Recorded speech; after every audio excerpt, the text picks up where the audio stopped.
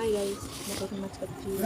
এটা তেলাপিয়া মাছ, এটা পুঁটি মাছ, এটা পোনা মাছ, আর দেখো ছোটো মাছ, মায়া মাছ। চচ্চড়ি হবে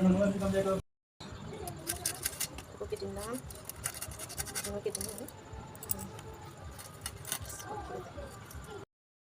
তো দেখো মাছটা আমি ভেজে নিয়েছি, ছোটো মাছ আর তেলাপিয়া মাছটা ভেজে নিয়ে দেখো টমাটো দিয়েছি, দিয়ে জিরে তেজপাতা দিয়ে একটু নিয়ে আলু পটল দিয়ে ঝোল।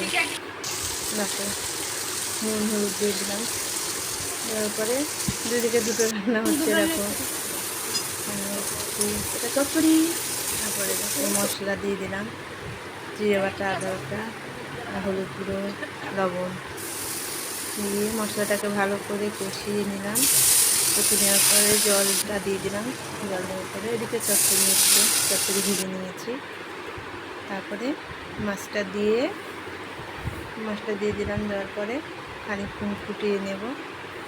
এদিকে চচ্চড়ি মাছটাও দিয়ে দিলাম, চচ্চড়ি হচ্ছে দেখো। দেওয়ার পরে ঝোলটা হয়ে গেছে রেডি, মাছের ঝোল তেলাপিয়া পোনা। আর এদিকে চচ্চড়িটাও হয়ে গেছে রেডি। তো দেখো আমাদের রান্না কমপ্লিট।